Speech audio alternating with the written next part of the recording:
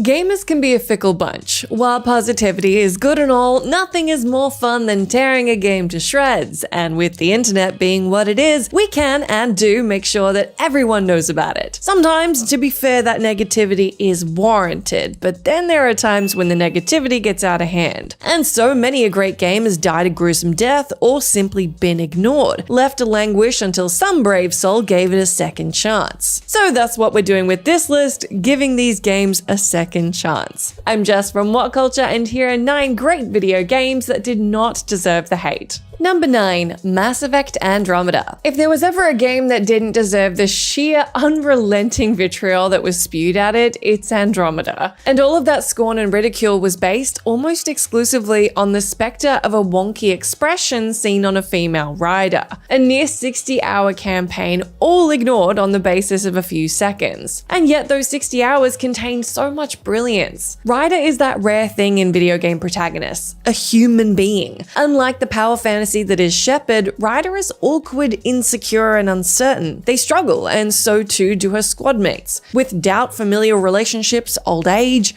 it's one of the most relatable video game casts ever created. The world they adventure in is absolutely breathtaking, with expansive, distinct environments that the player takes an active hand in restoring, and to see those changes bear fruit is immensely rewarding. Gunplay is fantastic. No longer is the player tied to cover, but is able to dominate the battlefield using skills available to all the game's classes in real time in the same battle. And while the threat of the Kett builds slowly once it reaches crisis point, the action is every bit as epic and tense as anything seen in the previous titles. The music is also outstanding, the voice acting is on point, the writing of a high standard, and yet all of Andromeda's fine qualities were completely ignored, all for glitches and missteps in animation that are far from game-breaking and easily forgiven. The internet, despite good reviews from critics, decided to hate it, and the result was Anthem, so nobody needed that. Number 8. Darksiders 3. Created in the wake of Dark Souls mania, pushing their game in that direction was the logical choice. Unfortunately, fans disagreed, finding the change less than appealing and labeling the main character Fury too easy to kill.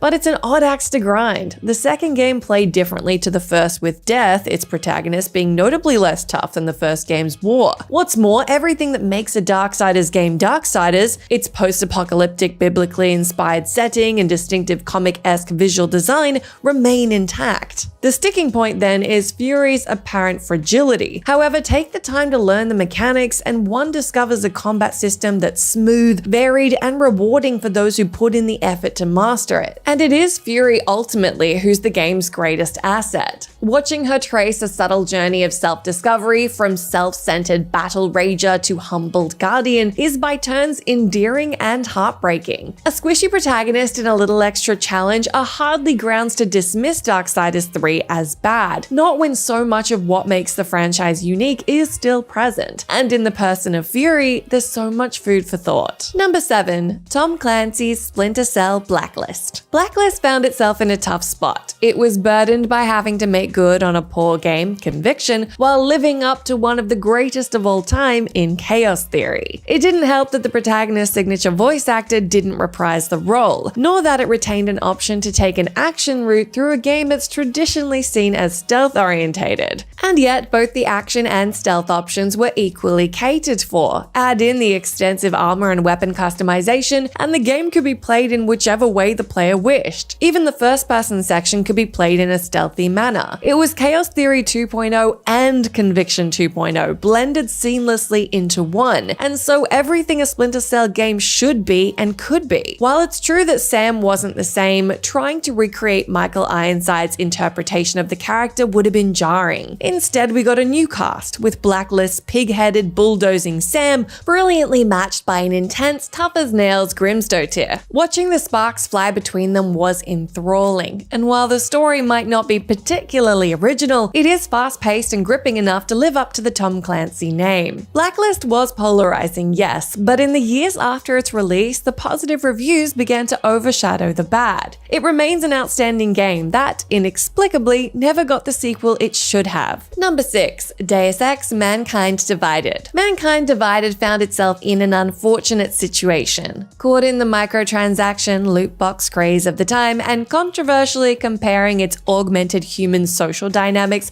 to that of apartheid, it was on the back foot even before release. Then came the lackluster ending to the story, and Mankind Divided was relegated to the discount bin. But with consistently positive reviews from critics, it had to have done something right. And it did. With its highly detailed depiction of Prague ripe for exploration, Mankind Divided creates fertile ground for the signature Deus Ex freeform gameplay. Stealth is encouraged, and owing to an extensive customization system, so is combat. You want to talk your way through? You can do that too. But more than tactical freedom, it's the stories that you come across. From struggling artists to bored policemen, unhinged radicals to those languishing in abject poverty, all the dregs of human existence are on poignant display. The game's story might have stumbled at the final hurdle, but does that really matter when the journey is so rewarding? Microtransactions will always generate hate, but here's a case where they should have been ignored. Gadgets, after all, are not really what the game's about. Number 5. Dead Space 3. Dead Space is an odd beast, a niche franchise turned outrageously successful, which then fell afoul of EA's ravenous appetite for microtransactions. Microtransactions that sadly Dead Space 3 is now most well remembered for. Fans also complained about its dumbed-down, actionized nature,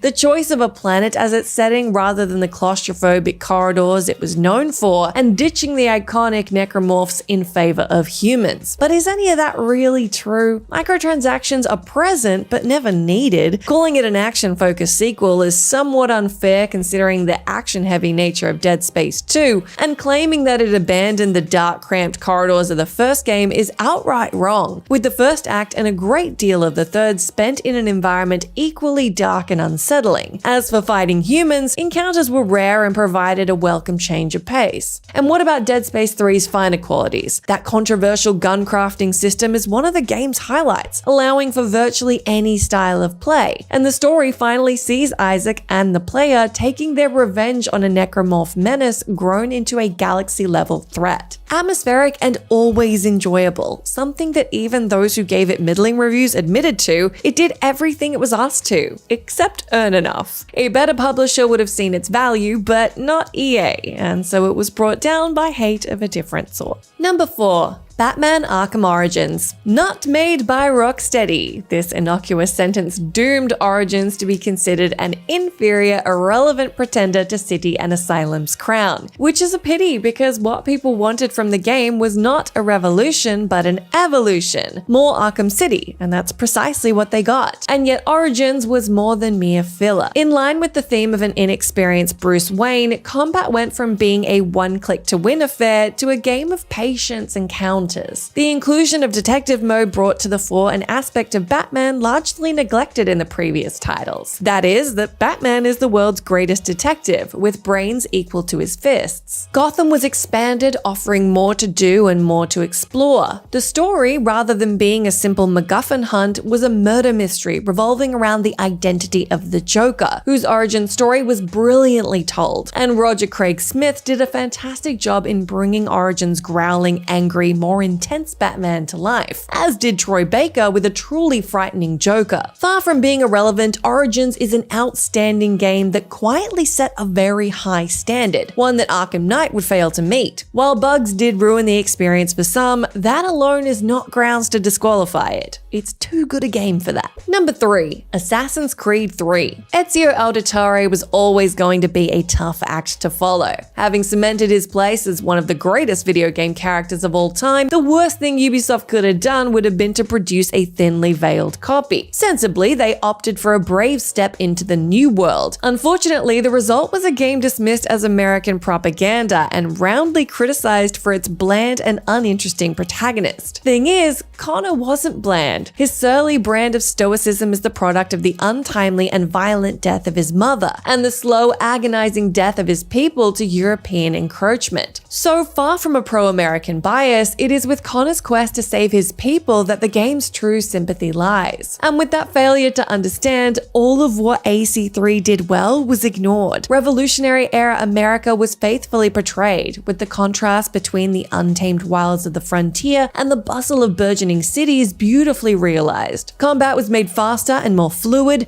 A much-loved feature from AC2 made its return, allowing the player to guide a settlement from a mere woodland clearing to a thriving community. Naval combat made its well-received debut, and arguably for the first time, the good and bad duality of the Assassin-Templar conflict began to be deconstructed. As a serious and more complex game, AC3 was a risky but much-needed foray into new territory. Fans may have flocked to the more flamboyant Black Flag, but to those looking for a more thoughtful experience, AC3 had more soul to offer. Number 2. Dragon Age 2. One thing must be stated, Dragon Age 2 was never gonna be Dragon Age Origins 2. That story had been told, the Archdemon was killed, and resurrecting another simply to repeat the events of Origins would have been unpopular to say the least. Rather than embark on yet another cookie-cutter quest to save the world, BioWare chose to delve deeper into the dark corners of the lore it had created, and confront the ugliness only hinted at in the first game. And instead of casting the player as yet another all-conquering hero, they take the role of a refugee trying to claw their way out of poverty. The result is a dark, deeply personal tale of an everyday hero trying desperately to keep their family together, while around them their adopted city slowly crumbles into insanity. This is a dark game, its setting oppressive, and much of what happens is horrific and unpleasant. It's not everybody's taste, but it was a bold attempt to tell a story and take the franchise in a new and creative direction. That many fans reacted negatively is understandable,